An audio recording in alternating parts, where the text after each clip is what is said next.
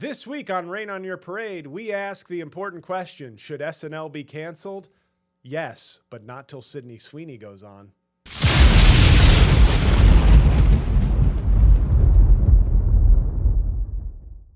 Welcome back, everybody, to Rain on Your Parade with J-L Cauvin. I'm J-L Cauvin, here, as always, with producer Mike. Hello, Mike. Hi, everybody. How you doing? Oh, look at that. Look at that. JL just told me to break when we were in between recordings. Actually, I said break and yourself. I'm very upset. I said break yourself, fool. It's a tense time in Slickback Studios, but as you can see, new shirt. It's true. You're keeping the promise.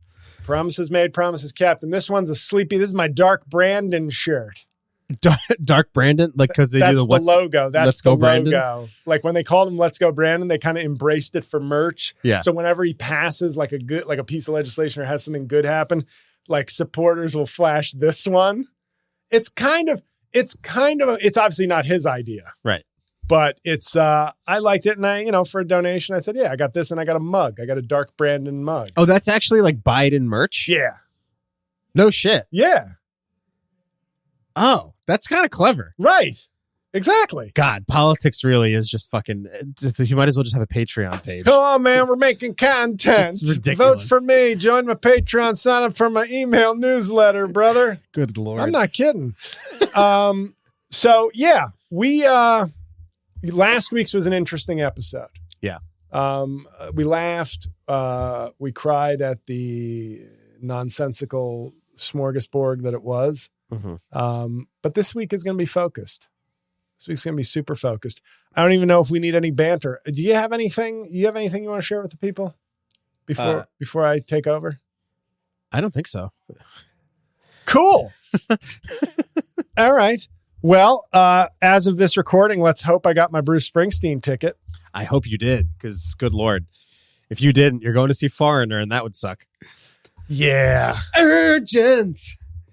Emergency. But let me ask you a question. Yeah. When I go to Vegas, I'll be in Vegas in a month, everybody. March 23rd, live Making Podcast Great Again, live show.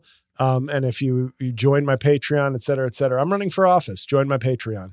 And can I say one other thing before I get into this time? Also, if you haven't left a review, please do so. Leave a nice review, leave a 5-star review, and do it like the more that do it in a short amount of time, it juices the algorithm, which is really all we care about anymore. Not good content, not artistry.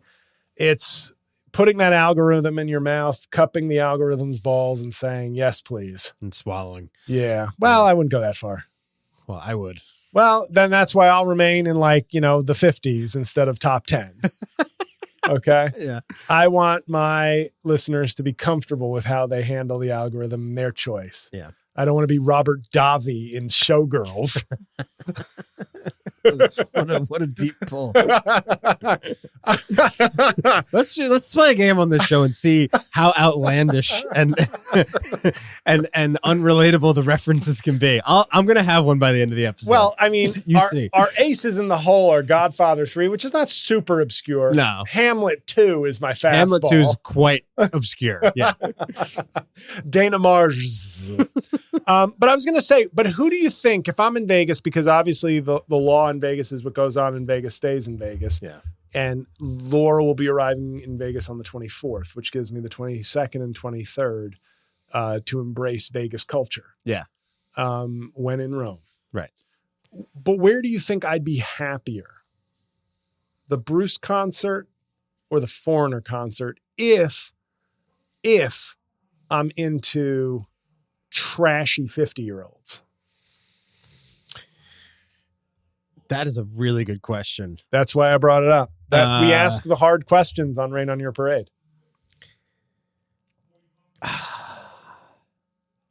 Because here's the thing. I'll say Foreigner. Yes. But if you were in Jersey, it would be Springsteen. Well, sure, because but that's the thing. In Vegas, the Foreigner show is in a casino. Yeah.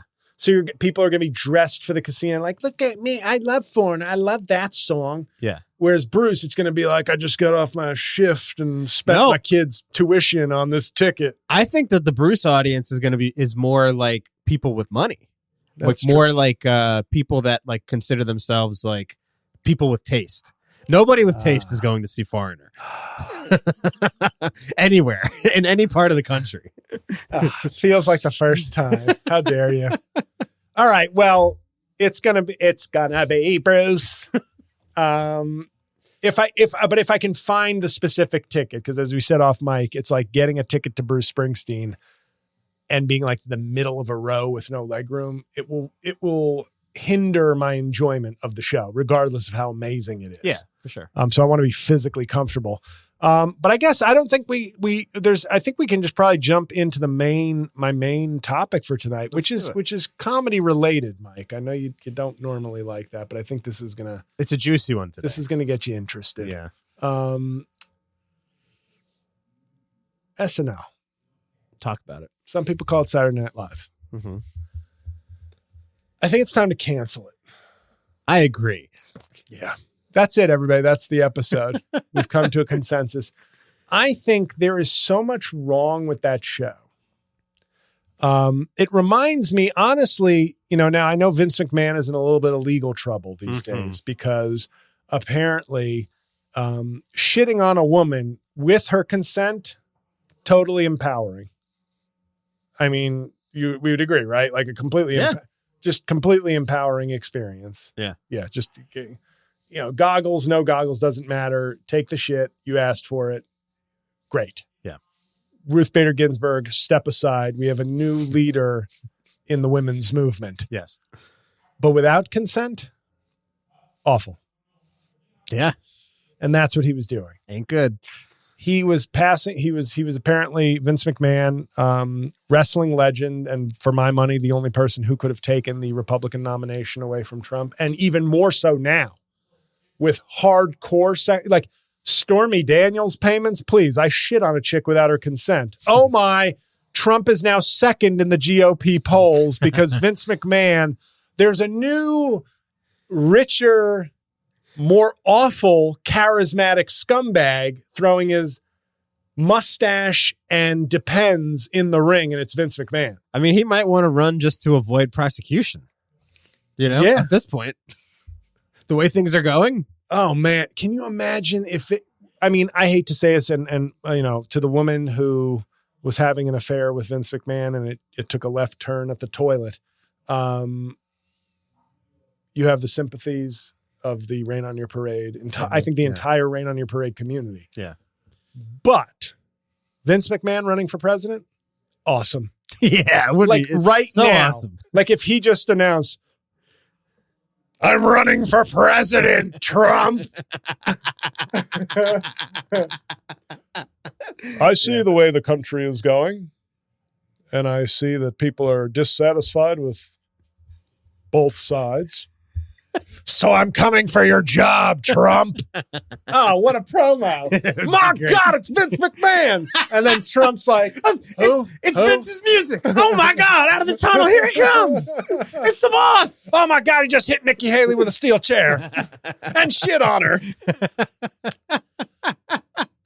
I genuinely believe Vince McMahon is one of the only men alive who could have taken the GOP from Trump in 2024. I mean, he's better. He's like a better Trump in many ways. Yeah. Bigger, stronger, probably richer if you get down to like actual finances. Yeah. And TV charisma, has a legion of fans who would support him. I mean, I don't want to cast too much of a judgment, but I'm guessing there's a strong overlap of men who like wrestling and Trump, and he would cut into that hardcore. But like I said, all due respect and sympathies to the woman who is being apparently sex trafficked. You know who doesn't like Trump? I would assume, though, most of the people watching SNL. Wow, guys. Jack Antonoff, producer of the year? No. Mike Coscarelli, producer of the year. Yes. SNL. I don't know how we got onto that. Me neither. Yeah. And now it's going to eat at me that there was a tenuous tie-in that I've now forgotten, so it feels like a completely loose. But whatever it was, it feels we're like back on SNL. It feels like a loose stool, to use a Vince McMahon analogy. But SNL, WWF. That's what I brought. When they were WWF in the 90s, when they were their best, The Rock, Stone Cold, the storylines were like seedy, but in a Married with Children kind of vibe. It's the Attitude Era. Yes. Yeah. Incredible. They were beating Monday Night Football for the 18 to 34 male demo in the late 90s. That is impressive. Yes. But one of the reasons was because they had a viable competitor, WCW, who had taken some of the older WWF at the time stars and some new people, namely Goldberg.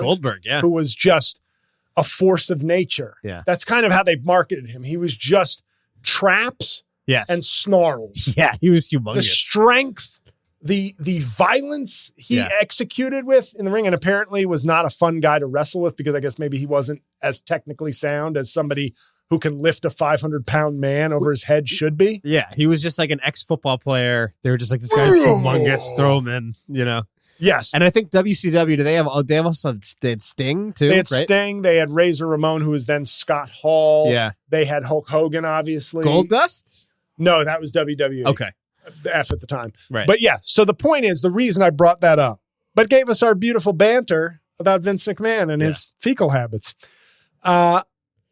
SNL has not had a competitor in I don't know how long. Mad TV has been off the air for a long time. And it kind of sucked. But it was something. Yeah.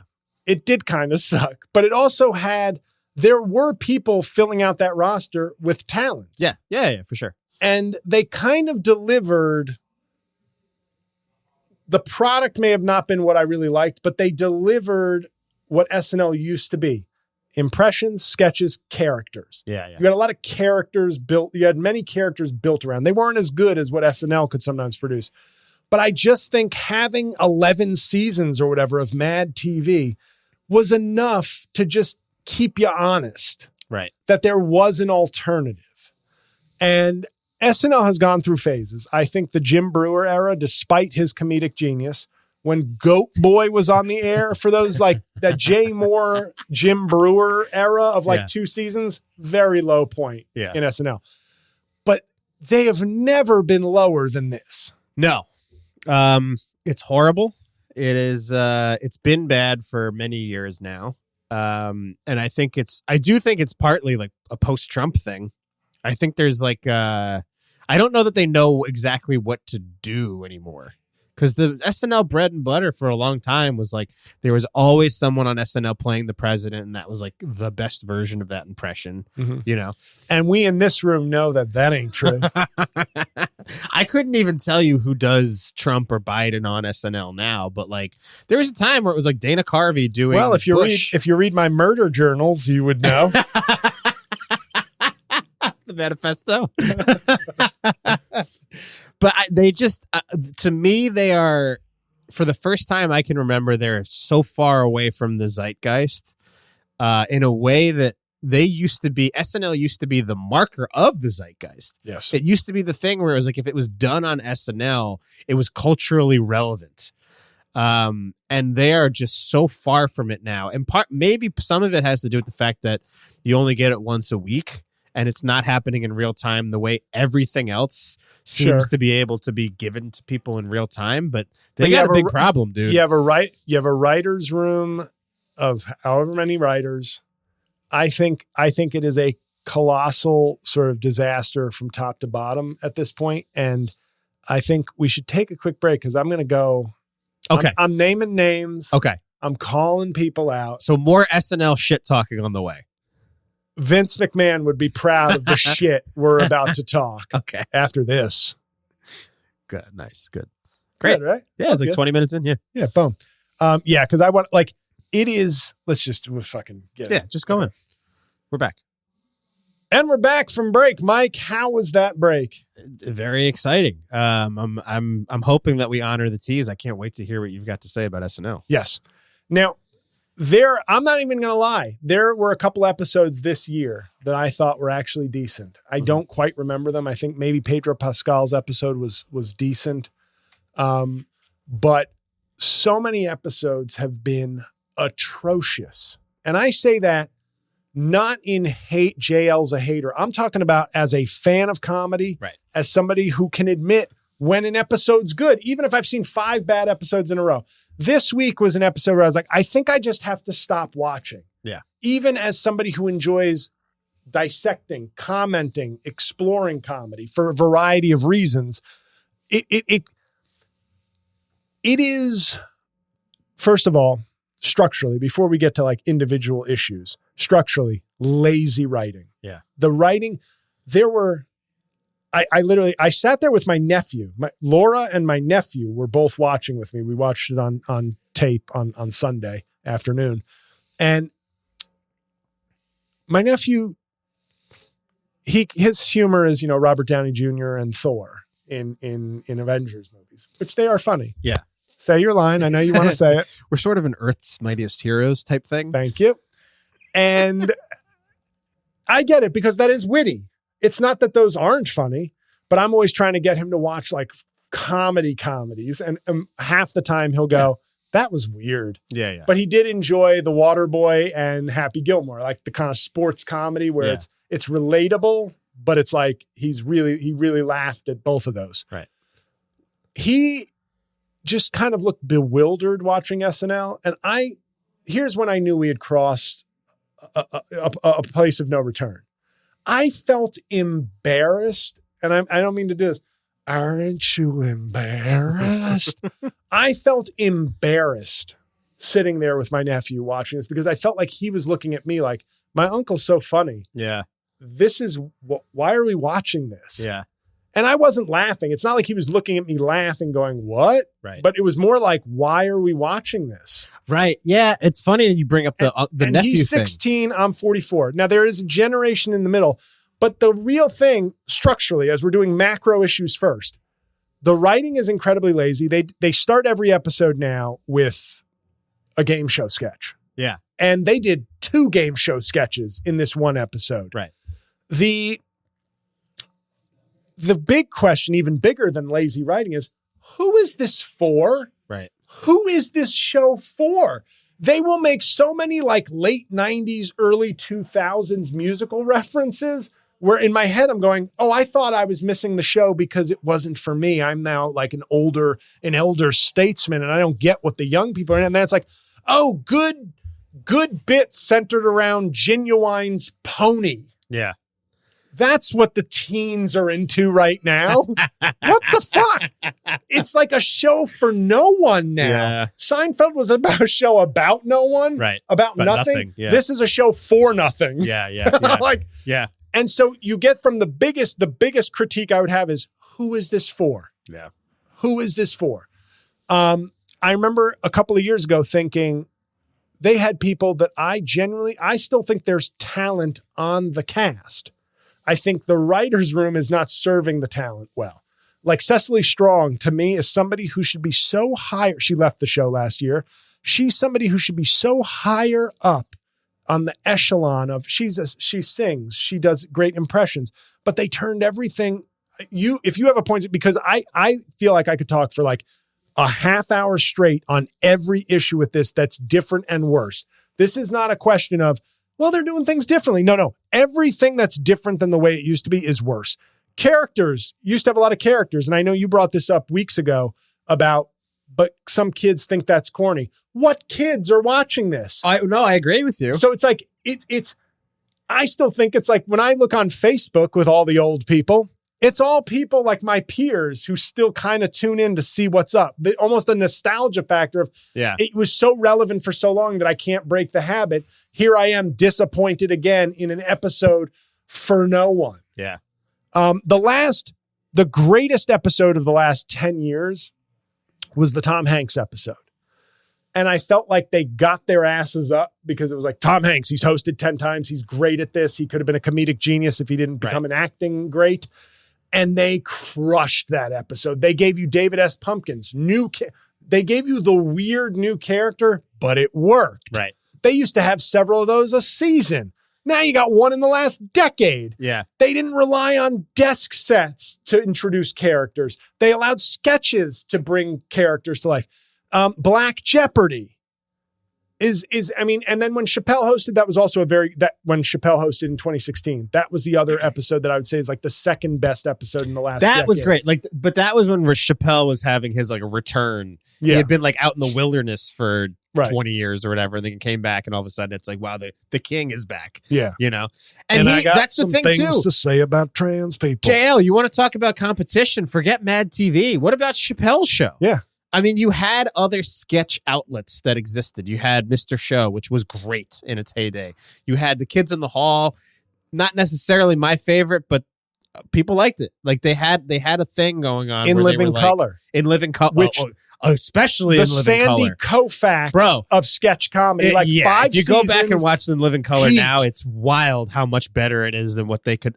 But and even just like you said, structurally, like. It's a sketch show. It's like a real sketch show. Characters, Yes. pop culture, current events, Yes. irreverent. And it was just like a cast of like, it was like 7 people that were just like murderers. In Living They Color, were all so good. what I have said, here's what I will say. When you look back, there are seasons where I would say you can always tell how good a sketch show is. Look at their sixth man. Dude, the sixth man was probably Jim Carrey. No. No? You don't think so? I'm going to give you right now. Okay. You have Keenan Ivory Wayans as kind of the Quincy Jones of the operation. Yes. More, even though he did characters and stuff, more the genius behind it Yes. than like Damon Wayans, Jim Carrey. And then all of a sudden you're like, the women didn't have the breakout careers after, but Kelly Caulfield, the white curly haired woman, she was great. And then you go Tommy Davidson at his peak. David Allen Greer. David Allen Greer is a beast. Yeah. Then they Tommy throw Davidson too, man. Tommy Davidson is very Funky underrated. Finger Productions. Like, notice I can throw out all the characters. And then Jim Carrey was basically Eminem on that show. Like, in other words, even though he was not doing anything culturally black, but he was like SNL rejected him. Yes. I think if you want to talk about the curse of the Bambino in baseball, the curse of Carey. Yeah. You cut one of the 2 best sketch comedy actors of my lifetime. Yeah. Eddie Murphy. Yeah. Jim Carrey. Yep. This is not a marginal guy. This is not somebody on the margins that you cut. Yeah. This isn't a titan. Yeah. But you look, and I look at different seasons of SNL now in the 90s. Oh man, you got Mike Myers, Dana Carvey, Chris Farley. All those, Phil Hartman. Ugh. This David Spade. Like David Spade is like your fucking water boy. Yeah. And he's killing it in his role. Yeah. Norm. I mean, wait, there are so many fucking people doing comedy now and content. Yeah. Hey, SNL, why don't you fucking go find them? Because here's the thing, JL. Those places where those people were don't exist anymore. UCB's done. UCB's gone. Wait, are you saying my groundlings, they've been taking money out of my account for a decade? Groundlings, I guess, still exist. I'm kidding. No, but like, I guess the groundlings are still there, but like, there's just this, I loved when I was still doing stand-up. I was involved with some UCB stuff, and I like more on the sketch side. I never made it like deep enough into like a mod team or anything like that. I kind of like UCB was on the fringe of kind of like going out of business by the time I got there. But I would love going to some of those mod nights and seeing these sketches that were just like outrageously funny. And that was the pipeline for a long time. Right. They're picking a lot of people up out of there. And, you know, in LA, the Groundlings and obviously Second City. But there is just not the appetite for this stuff that there was in the 90s and in the early 2000s. But this is why if SNL had a competitor, like if I had funding, if I had real money, I'd be like, I'm going to some channel and saying, I'm going to do some serious legwork. I'm going to find some great sketch people. I'm going to do the thing. SNL doesn't have to. They are without a competitor. They own 11. You either go to sleep, go out, or watch SNL. There is no competitor. So why do they have to be like, we should really like invest? And they added one woman this year. Right. And it felt like they were trying to replace Cecily Strong. She kind of looks like a paler version of her. She sings a lot in her sketches. Nothing against her. But like Cecily Strong never got the shine she deserved. Yeah. And never got the opportunity. And so, okay. So broadly, who the fuck is the show for anymore? My nephew didn't get it. I didn't get it. Right. The writing. we used to develop characters. Now they're just desk characters. Every sketch is now a cut and paste. Yeah. You can, it's like clockwork. Yeah. And it shows that the video sketches, while not always great, are usually much better. Well, then do a Chappelle show, tape your sketches. Right. If you can no longer, because when you had the talent and the writing, the live sketches were great. And when you get up twice a year for a killer guest host, the sketches are great. Right. Now, my question is, where are the big swings every week? Where are the swings? You gave me 2 game show sketches this week. That's like where I lost my mind, because I was like, oh my God, you have one of the most elite comedy platforms in existence. And of course, this is the bitter, never got an audition comedian speaking, but it's like, hey, if I can watch something go, God, that was great. Yeah. At least I can say, oh, I wish I was on SNL. Now I'm like, I don't know. I mean, of course, for the opportunity and the exposure, of course, but not the same way. Not the same way it was like, God, I wish I could be part of that. Part of that? Yeah. I know, man. I'm with you. And it was a dream at one point for me too. I think the generations that we're from, it's just like, it's hard to not be involved in comedy and like want to be a part of that.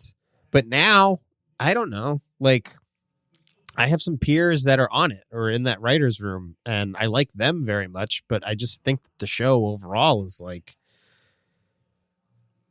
unsavable. And it's hard to tell how much of it is their fault. I mean, I think a lot of it's their fault, but it's hard to tell how much of it is the fault of the show itself and how much of it is just the change in the culture. And it's just like, it would be like trying to have like the Lawrence Wilkes show on TV now or something. It just like doesn't connect to, if they're not making it for people like us, and they're not. Right. Like our age demos are clearly not who they're doing this for anymore. You are 34? Yeah. 34, 44, and 16, all striking out with. So is there like some mythical 27-year-old that they're like, that's it? I personally, my own personal sample size, and granted, we are both involved in comedy, but I don't know anybody that's like, I got to watch SNL every week. And honestly, up through college, I did. I might not have watched it at 11:30 on Saturday. By the way, we didn't even mention Adam Sandler from that 90.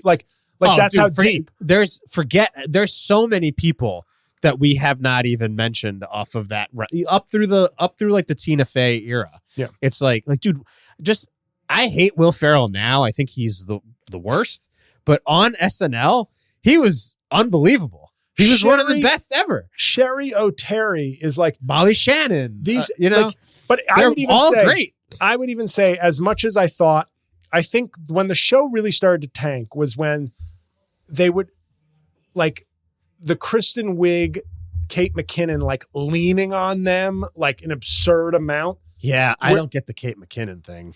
I think frankly. Kate McKinnon, if they were judicious in using her, she had plenty of really good sketches.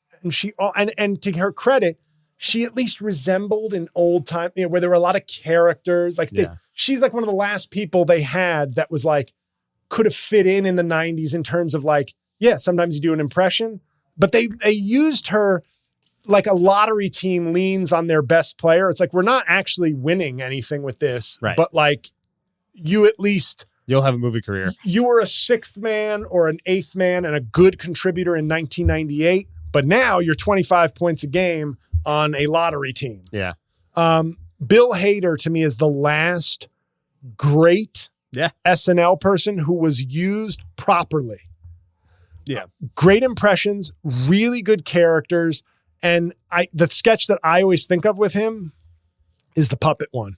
Do you remember the puppet one where he's like playing like a Vietnam or a vet? His puppet in the class is like him. But you know what the thing is too, man? I knowing Hader, like not personally, but like knowing him after his SNL life, he's a really dark dude. Like Barry's his baby. Barry's like a really dark show. Yeah. He's worked with the South Park guys. What's up, Barry? Yeah, dude, he's like a dark guy, and I think that a lot of the people that had gone through SNL up to that point had like a real darkness to them, and I don't think that is. Can you say that about the cast now?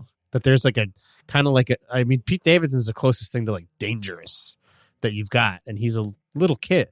Right. His like public persona is, he's doing the pizza rolls commercials. Good for him, I guess. But like, like you said, there's something lost here. Yes. Where like the great casts of SNL, in my opinion, were all pretty adult. Like Phil Hartman is maybe my favorite SNL guy. Just like the stuff they had him do, the caveman lawyer. Yeah. Like there's things that I can look back on with him. That he was just so good at and so good on. And he was also a very good straight. Like he could be a straight guy in a sketch, and it was great. He was so good, man. Love it. He was so good. I mean, like these guys were all so good at this. But that's my point, is in a world where we are still creating tons of, I'm going to tell you right now, here's what I would do if I was a fucking hedge fund guy or a private equity guy. Bo Burnham, blank check. Let's crush SNL right now. Let's get on CBS or Fox or on a premium cable channel. Let's destroy, like you are respected by the youth. Yeah. You're respected by old fucking pieces of shit like J-L Cauvin. You're a genius. It's you are someone who could be an anchor, a producer, a head, like, would you be, and he might say, no, I don't want to be blocked down into like he might say that, but that's who I would want to give a blank check to and be like, you're not an impersonator, but you're a comedic genius. Right. I would love you to be the head writer and permanent host. Can we call it the Bo Burnham Show? Right. Let's call it the Bo Burnham Show. And we go and maybe he'd be like, I have friends who write for them. I don't want to go after them. I'm like, yeah. Bo, yeah. Well, let me be your Larry David. But the closest thing, JL, is Tim. I'm blanking on the last name, but thank you for thank you for leaving. Who got kicked off of SNL or left after like one season? Yeah, Tim. His show's funny. I think it's really funny. A lot of people I know think it's funny, but you only get one season. You get like 6 episodes at a time, and you don't get another one for, like a year or whatever. It's not quite a competitor to SNL. No, but there's another example. Like, and he's doing the offbeat. He's taking the offbeat path. Yeah. I watched the first season and I liked it. I didn't love it, but I liked it. I got. But at least it's comedy. Yes. Like at least you watch it and you go like, I understand. Like, it is offbeat and it's weird and he's a fucking weird guy. But like, there's some sketches I watched where I was like, all right, I'm laughing at this. Right. I'm laughing hard at this. He's a fucking dope. This guy. Yeah. And he's kind of like willing to do that. Where I don't know, man. SNL is just so I had heard rumors, which are meaningless, like essentially, but like there are rumors that Tina Fey could come in and kind of take over for Lorne.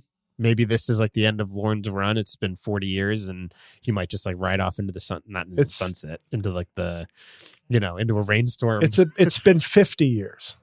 For Lorne? No, I thought this was the 40. 75. Oh, wow. 2024, 49 years. So does that excite you at all? I think Tina Fey's great. And I would love her to come in and be like, no more of this bullshit. Let's like, I'm gonna say some things about Tina Fey. First of all, no. First of all, I always have to. People know that, much like Julia Louis-Dreyfus, Tina Fey for a time was like a top 10 woman for me. Like not just because woman on earth, the comic talent, great legs, and like, oh, you mean like her? No, like if I like Julia Louis-Dreyfus. I think is arguably, like, you could make an argument for her being the best woman on earth.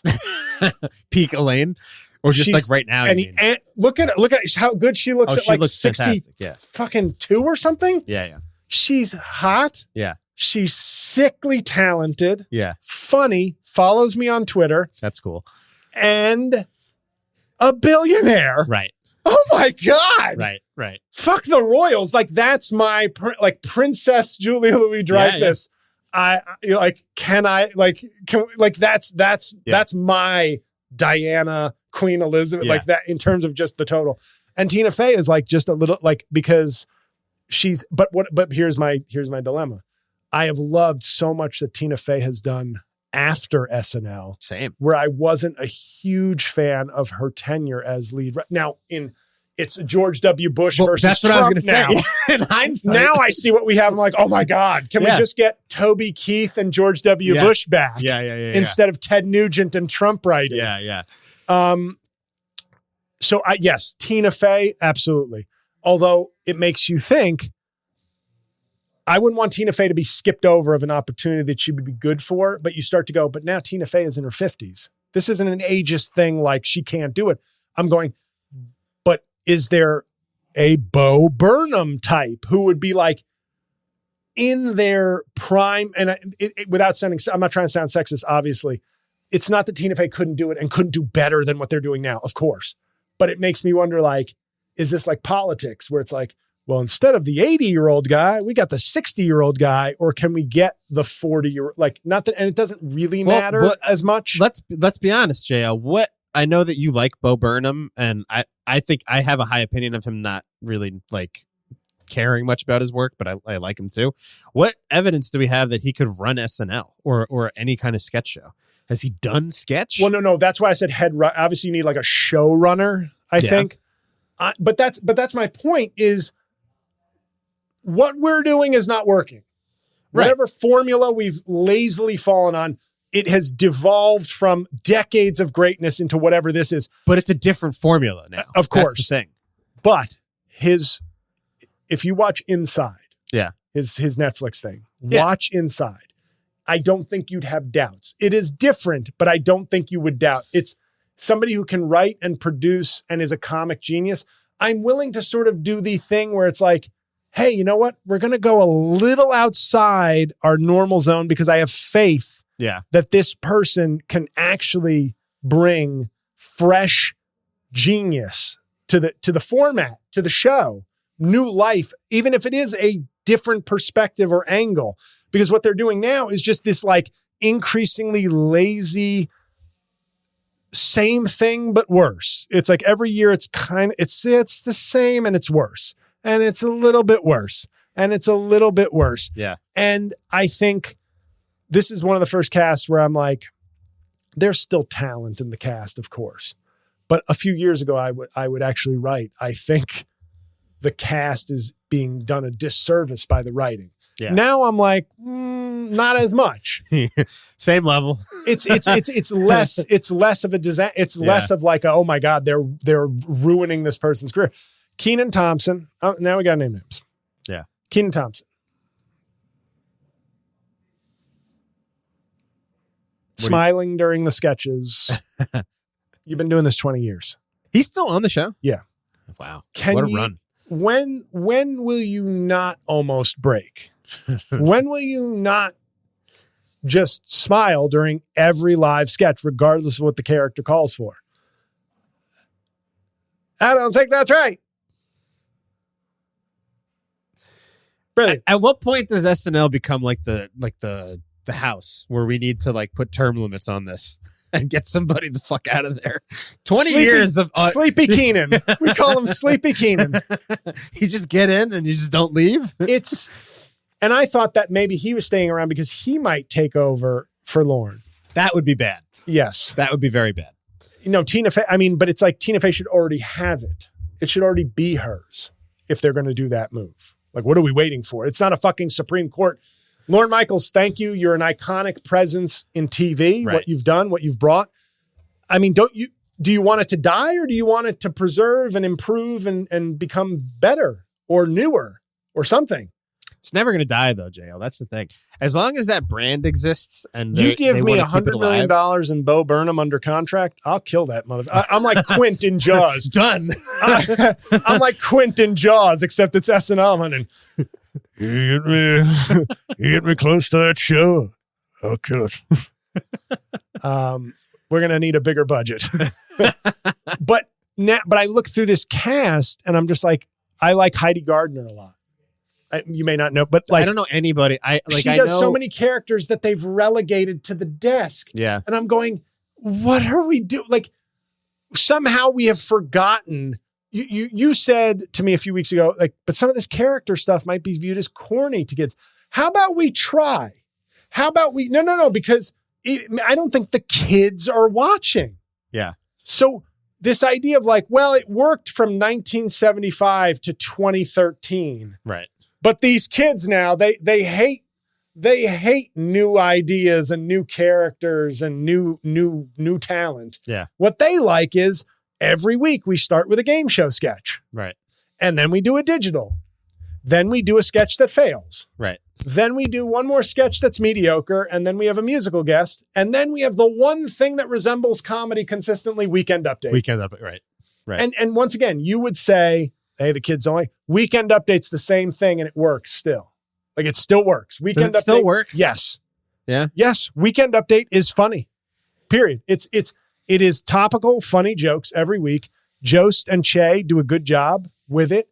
And then, but they like bolster it with characters like Cecily Strong did and Heidi Gardner have done so many characters as desk pieces that could be real sketches. Yeah. And I don't know if it's laziness or if it's formula or what the deal is with that. And then once in a while, like once every, I'd say 4 times, there's that after Weekend Update weird sketch that kind of works. But more and more often, they don't. Yeah. But, there is, if you ever look up the puppet sketch with Bill Hader, I'll check it out. It is a classic. It is Hader had some funny stuff. Man. It was the Seth Vinny Verducci. I always thought was really funny. Yeah. And obviously Stefan. Stefan was great. I hate John Mulaney, frankly. But they had a special thing. Yes. It was really good. No, and that's the thing. Who's the Mulaney on the staff right now? The writing staff? Yeah. I don't know. Who's the only the writer that I know is Alex English, and because I know him. I started with him. He was like we did our first Bringer show together. Right. And I like Alex, but I have no idea what he's written on that show. I have no clue, And so I run down the cast and obviously there is some all I would say is to anybody who thinks I'm hating and likes the show. I had somebody say to me the other day, I love Bowen Yang. And then 3 weeks later, the same person said, my God, the show has been so bad for a long time. And I go, but you love Bowen Yang, who's kind of become the unofficial centerpiece of the show. Yeah. Bowen Yang, I think, has been nominated for 2 Emmys for best supporting or actor in a sketch. I think, is that how many Emmys Bill Hader was nominated for? I have no fucking, I'm we're in territory. No, I'm kind of half rhetorically asking it because if you told me that Bill Hader and Bowen Yang, in a year, Bowen Yang could potentially have more Emmy nominations than Bill Hader did in his entire run, what's happening? What is that? Hey, man. No, it's insane. I don't disagree, but I'm just, times change. The brand has outperformed. Does anybody, my question, actual show. My big question, and obviously I need to remind people, obviously, if you want to engage in the topic or anything, YouTube, go to the YouTube episode, comment there. That's where we can facilitate a kind of Q&A back and forth. Yeah. If you want to fight with us. Yeah, fight or just, you know something or you think something, share it there because you can't just do a review every week where you share comments. Right. It's that's boosting the YouTube. Even if you're a listener, going to YouTube and dropping comments there is a way to A, facilitate discussion and B, boost the show. Yeah. But what I think it's is SNL responding to their insular culture or to fans of SNL? That would be in other words, are you doing what you think is good comedy for whatever you think your audience is? Because I don't know anybody who thinks it's strong. Well, do you remember, I think that this is a great way to gauge the level of, I don't even want to talk about the talent specifically, but the output of what's being made. Do you remember that in probably the early 2000s, they would have best ofs? Yes. A specific person. So it'd be best. I had best 4 of of those. Chris Farley. Right. And it was it was the Van by the River sketch. Yep. It was Chippendales. It was all his best shit. Yes. If you had to start picking some of these people off the cast. And those best sketches would be, not to use an overused word, iconic. Right. In other words, no, they were. Of course, Matt Foley. Of course, Will Ferrell, the cheerleader. Yeah. Robert Goulet, George W. Bush. Of course. Right. Get off the shed. That guy. Was that Remember Will that Ferrell? sketch? That was Will Ferrell and I don't, so not iconic. Sherry O'Terry. They did like 100 of those. Get Off the shed! They're like at a barbecue and they're just yelling I at don't remember when Will Ferrell was still funny, but like, but yeah, you'd have all these guys and women there's best of Sherry O'Terry, best of Molly Shannon, best of Ellen Cleghorn, probably not, but like, you know what I mean? Racist. No, just she had a big head and wasn't really that funny. But the question is now, like, when you take some of this talent, the people that really like break out. I mean, we've talked about it with Pete Davidson before. Like, what's the best of Pete Davidson? I don't know. Okay. Yeah, I can't really think of It's any 60 of the minutes characters. of, okay. Right. But my question is, and I think you sometimes lean on, like, you almost make an excuse for them. Like, there is this mythical demographic that they're fulfilling and that I don't get. I don't think they're serving anybody. I think what SNL is now, this is my like opinion of. It's a Yule log. It's an expensive Yule log that people turn on at 11:35. It's an 11:35 slam dunk for NBC, which is why it's never going away. Whatever it's up against, it will always outpace. And this is something that I learned in radio, JL. Ratings don't really matter. Ratings are not, it's like what people will look at, and, you know, Trump will, he gets great ratings or he gets bad ratings or whatever. It don't matter. The thing that matters is billing. And this is something that What? I'm sorry. Billing in radio means if you can make money, if you could turn the radio station on and sell, like, it doesn't matter if your ratings are bad as long as the money's coming in. Okay. SNL serves that purpose. It will always beat whatever it's up against at 11:30 on a Saturday night. That's why it'll never get canceled, because what else are they going to put there? Like gospel hour or whatever the fuck they put at Oh, I see. 1:30. So even if I'm on ABC with the Bo Burnham show and it's slaughtering. But do you think at this point right now, even if a Bo Burnham show at 11:30 on ABC is good, that it matters that it's up against SNL? The way that streaming works now, the way people watch TV, the viewing habits aren't different. You might have a competitor in the zeitgeist, the way that Tim Robinson, that's his last name, has his show. Married to Susan Sarandon, yeah. No, no, different Tim. I know. But you might have a product that runs against it, but the time slot is not actual competition. Was Mad TV on at the time of SNL? It started at 11. It did, and it went to midnight, so they were cutting off. Those days are over. Yeah. The idea of like all these late night guys competing against each other, meaningless. It doesn't mean anything. They're competing for YouTube views, which is what SNL is basically doing at this point too. So, but it makes, but that's the, and when I see it, I go, so don't you want good, like, if you can do a best of, that means you have sketch. Like, I would never think, nobody has said in years, oh, check out this sketch from, like, I don't see people sharing SNL sketches. I'm sure it gets watched on YouTube because it's such a big platform. But SNL now is there for celebrities to come on. It's always been like this, celebrities to come on and promote whatever they're about to do. But it actually wasn't always specifically like that, because the early days of SNL, you know, George Carlin's the first host of SNL, and it's just like, let's get this fucking really awesome, funny guy. And I think they want him to be the permanent host. I think that's like I thought I heard that about Albert Brooks. Oh yes, I knew it was somebody whose documentary I had just seen. Yeah, I think it was Albert Brooks, and he was just like, no, but let me do these little videos or whatever. But the point is, now SNL has become basically what Hollywood has become, which is just like a big, we're famous circle jerk. That's why Bowen will get his Emmy nominations. It doesn't matter whether somebody is good or not, is meaningless. And again, we've had this conversation a million times, but it's just about existing. Looks like my parade's getting rained on today. I hate to break it to you from like a business perspective here, but like, this is the thing. Lauren has created a machine that will run forever, a money printing machine. It'll never get canceled. It doesn't matter if it's good. You'd have to have 0 people watching it. Literally, because it hashtag goals. But you know what I mean? Like, it exists because it'll always have cachet to. But it's like, I would compare it, like, in the news space to 60 Minutes. 60 Minutes actually still does ratings and does produce good story. Like, Do you know what I mean? Like if 60 Minutes were a big bag of shit and no one were watching it now except on YouTube, I'd be like, that show might get canceled for something else. But it's like SNL, it's sad because it's like, it has been this, it's fallen off a cliff and it doesn't matter, as you say. It doesn't. That's sad. It's SNL. Maybe all my anger, like they say, is really just sadness. I think I'm just sad to see yet another example. Change makes it sound like it's like a neutral description. It's change for the worse. Yeah. Like sure. Quality, cast, everything about it is like, and I'm even saying I'll be honest. I've complained about that show on and off throughout. And there is I can agree, there's a nostalgia factor.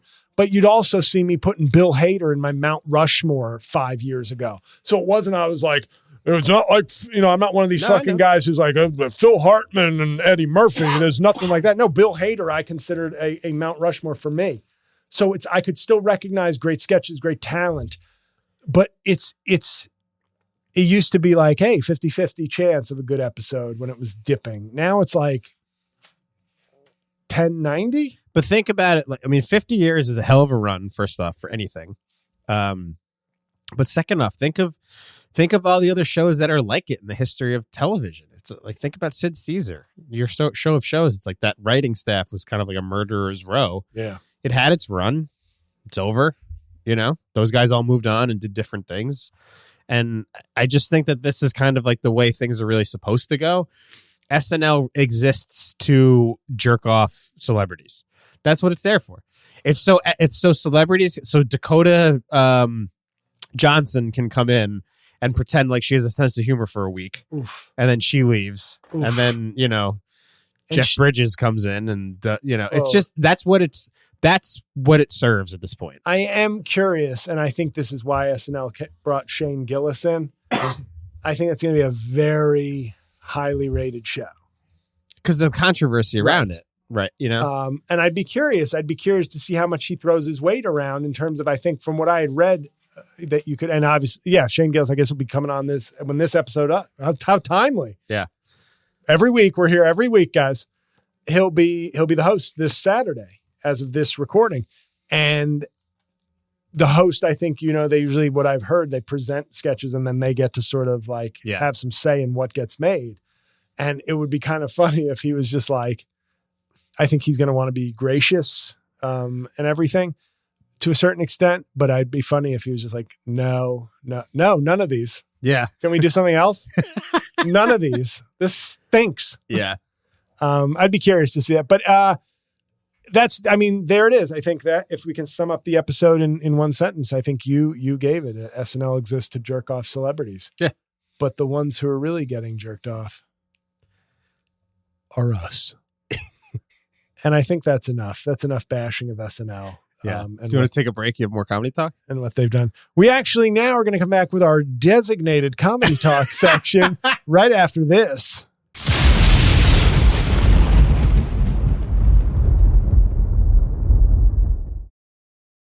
And we're back with some comedy talk, Mike's favorite part of the show, obviously. We can finally take a break from 50 minutes of SNL talk to talk comedy, which, to be fair, you say, but to be fair, that's sort of thematically correct. It's like, well, now that we've talked about horrible dead comedy, we can actually talk about comedy that exists. And I can't wait to hear how comedy is alive and well. Not this one, but this one, I can't wait to tell you this one. What do you got? Because it involves something you recommend. But first we gave Scott Pelley the week off. He did such a great job last week. Oh, yes. Yeah, we have our punch down of the week. This one's on Instagram. This is not a traditional punch down, but I felt it was worth stating.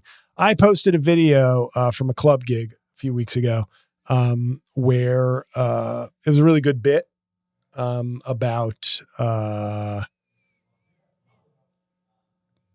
what was it about? What was it about, JL? It was a good bit. That's what's important.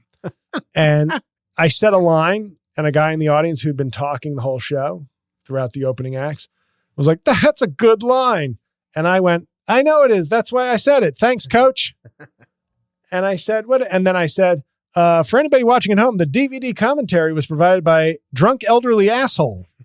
And then I moved on with the bit, which crushed. And that line got a big laugh. Mm-hmm. So the punchdown of the week was a comment on Instagram to that video. Everybody was laughing at it, liking it. He goes, Mike pumped the brakes on the knee-jerk audience slams. Felt a little cringy. My response was measured. I deleted several expletives before hitting send. 1, dude was talking throughout the show. So there I've cleared up the reason why he should be hammered. 2, the crowd laughed. Probably the most important thing there. So cringy? Yeah. For you, I guess. And I said 3, incredible to give me comedy advice where you directly contradict all available evidence, yet double down on the reason for me doing an audience slam. Like he's doing what that he's like, I don't know about that. That is a real pet peeve of mine. The people who will comment on a video where you're crushing and go, God, this isn't funny. Mm-hmm. No, I get it if you're saying like, this isn't my taste, but I remember it happened in Long Island. I was in Suffolk County, real piece of shit. And I'm killing. But these two, we like Trump. This is a Trump crowd, but they were loving me because I'd used my mind powers on them. And while I'm taping my set, in the middle of a joke that is killing with the MAGA crowd, she puts a piece of paper in front of my camera, so fucking up my tape, that says, "You suck." Oh, wow. And I wish I had known. Yeah. I wish I had seen it or something and could have confronted her because it was a completely cowardly move. But even beyond that, even beyond the presumption to like ruin my tape because you're a piece of shit, your fellow Trump trash are dying. Like you're literally writing "you suck" in the middle of me killing. Mm-hmm. And that's like a pet peeve of mine all the time. Like I would not go into a crowd that I don't like. If I would have the awareness if I saw a comedian killing that I was not a fan of to go, dude, you're terrible. I just look stupid. Even if that's my opinion, I look dumb. Mm-hmm. So that was your punch down of the week. I thought it was a good one. I think you would have thought it was a good one if we weren't doing a marathon session here. Comedy. We're not talking comedy special here, Mike. We're talking a comedy movie. Uh-oh. Which I watched on HBO Max. I saw that it went up and I said, oh yeah, I think Mike told me that he thought this was really funny and outrageous. Oh, was it Dix? Dix the musical. Oh, you didn't like it? I love that movie. I thought it's one of the, frankly, before you say your thing and I'll say what I say. I watched it because I was like, okay, this will be like some outrageous stuff. Mike said, Mike did not guarantee I'd like it. I think you probably felt it was a big swing. Well, I felt knowing you that it would be difficult to, I know what I like and it worked for me, but I had a feeling that you would walk into it with like a pen and paper taking notes. And what I would say my favorite part, like there were a couple things I laughed at, but for the most part, you know what it felt like to me? We want to be the next Matt Stone and Trey Parker. We want. That's how you felt. We want to go like big, crazy. Like if they made a live action musical, like that, like we want some film critic to say like, I think we found our next Matt Stone and Trey Parker. Irreverent, bawdy comedy craziness from these two. Okay. Bowen Yang's in it. The aforementioned Bowen Yang. Throwing his one pitch per usual. And I like, not that I liked her performance, I do like Megan Thee Stallion. Mm-hmm. But overall, I was just like, this is an aggressive, we're going for it. We're like, this is zany and crazy. And yeah, but I like that. Yeah. That's why that worked for me. I honestly, JL, sorry to tell you, I think it's one of the funniest movies I've ever seen. I really felt that way. I'm sorry you're telling me that as well. When I left the theater, I was like crying laughing. I thought it was so funny. I thought it was so funny. By yourself or with someone? I was with my girlfriend at the time.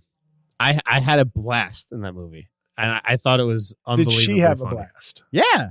Okay. I think we both enjoyed it a lot. And I mean, like, I don't know. To me, my guy is Mel Brooks. And this is like this to me was like a gayer version of like something that you could see in a Mel Brooks type movie. You know? Yeah, but this, unlike a Blazing Saddles or a Producers, this was more of a hard R-rated Robin Hood Men in Tights. Okay, fine. How many things are Blazing Saddles? You know, and to be honest, I actually just watched Blazing Saddles again the other night. As much it is one of my favorite movies, and I love it so much. It has a horrible ending. It's one of the worst endings like you can have in a movie. It's so bad, but up to that point, it's great. Right. You know. Anyway. I was very disappointed because were you under the influence of anything when you saw it? Okay. But I was in the theater. I don't know, maybe that matters. I was optimistic for it. Like, so I didn't go in going, let's see what Mike really likes. Yeah. I was like, maybe it's really funny. We've talked about things like Hamlet 2. Yeah. Which is an offbeat thing. So, but I found it felt like everybody involved in the movie was just like, perfect. And then I watched it, and I was like, no, it's terrible. And the one thing I didn't mind as a one joke, though, instead it was a running gag, those sewer boys. Yeah, I thought they were great. No, that made me laugh, like the reveal. Yeah. That made me, and then I was like, okay, moving on. Yeah. And instead, this was kind of a show where they were like, we have 4 good jokes, and we're going to hammer them. And I was like, no, it's you got me to smile or laugh once, and now I need a new joke, I need a new bit, I need something new. And good talent. I mean, Megan Mullally and Nathan Lane are great. But it's on HBO Max. You decide, hey, break the tie. Break the tie. Let me know what you think. It's irreverent. It's vulgar. It's over the top. It's very blue. It's extremely crass. But for whatever, usually I don't want to say usually I don't like things like that but it just hit every beat for me. I just enjoyed it. I had fun. Like the one thing that I can say, it's like a very gay movie, but at the same time, it is not like there's no messaging. It's a movie that, to me, it was just like 2 gay guys that were like, let's just do the fucking craziest shit. Well, I felt it was anti-faith. And it might have been a bit anti-faith, but I'm not a man of faith, so it doesn't bother me. But, you know, I liked the fact that the vibe that I got from the movie when I was watching it, and then when I left, I was just like, that was just meant to be like a fun, funny, good time. And I just feel like there's not as much of that anymore. Well, we talked about that a couple of weeks ago, I think, about comedies, either off mic or on mic, where it was like comedy. I think it was on mic about comedies having an agenda or being on the right side. Yeah. This was just like, let's be as filthy as we can and be as ridiculous as possible and just make people laugh. And I love that. You know, I respect that point of view. They got 2 out of 3 ain't bad. And I can never not watch Megan Thee Stallion in like heels, just bending and dancing. And I'm like, my knees hurt watching you, man. Yeah. Yes. Like so strong, so fit, so thick. Yeah. She's a nice one. That was it though. If you want to see a more clothed Megan Thee Stallion than in her music videos, I guess this is your movie. Yeah. But it was, I mean, I would be curious for people to watch it almost like homework. Yeah. It's like 80 minutes. It's like 85 minutes. It's a quick watch. Yeah. It felt longer though. And it's great. It flew by. I'd be really curious to see like people, you know, if you have HBO Max or Max as it's now called, because they are so good at marketing. I'd be curious for people's comments, like on this, like, I get that it was an effort. I'm not denying that there was like an effort and a mission with this movie. Like, so I can respect that, but I want to laugh. And I felt like I barely laughed. No. It was then more, there is no pleasing you, J-L. I think it was impressed with its gaudiness. And it's like, we're going this is fun. Like, you know who could have been in that movie? You know who would have been a good addition to that movie? Or if they do Dix the Musical too? Me? Eric Andre. Me? Eric Andre. Oh, okay.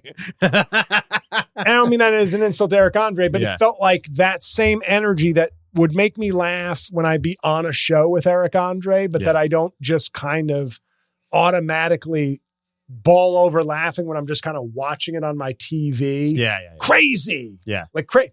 And I'm saying he would do stuff in a show where I'd be like, if I read that joke, I'd be like, this isn't that funny. But like him in a bar show 10 years ago, 15 years ago, like with me and some of my friends, and he's just going, the fucking Baconator, it's gonna murder your kids. And I would laugh because it was like the intensity was so fun and funny.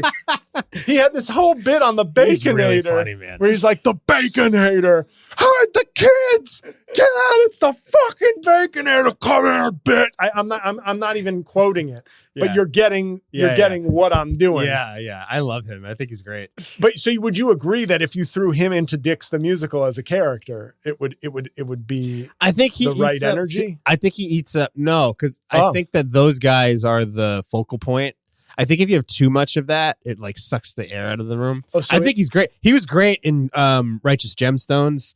Right. He was perfect. So it had just the right amount of crazy Dix the Musical, not too much, you're saying? I think, because I think that I think Megan Mullally was like a little over the top. Not my favorite Megan Mullally performance, but like I think Nathan Lane's got the perfect energy where he's just kind of like he's such a pro. Yeah. That it's not.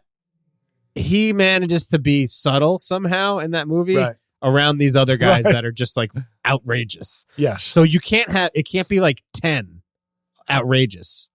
10 out of 10. You know? Okay, gotcha. You know what I mean? In my opinion, I just think it's like there needs to be like some sort of balance. Otherwise, it really gets off the rails, and you're just like, "What the fuck is this?" And it might have gotten off the rails for you, and that's quickly. what I want people to weigh in on. I was in. I'd be curious for people to watch, and obviously, please leave your age and your social security number, age, sexuality, and political leanings when you give your review, because I think we can ask for that. Yeah, because I don't want if you are 80 Republican church going, we already know you're going to hate this, and I don't disagree with you, but I want as objective a kind of pool to review it. But I'd be curious what people think. I thought it was an unholy mess. And I think that's what you loved about it. I don't stop. We are watching this fucking piece of shit. Because Mike told us to. Oh, Anyway, guys, that was some Sam Smith for you. Thank you for watching or listening. Leave us a nice review. Throw in some comments on YouTube, and I will see you next Thursday.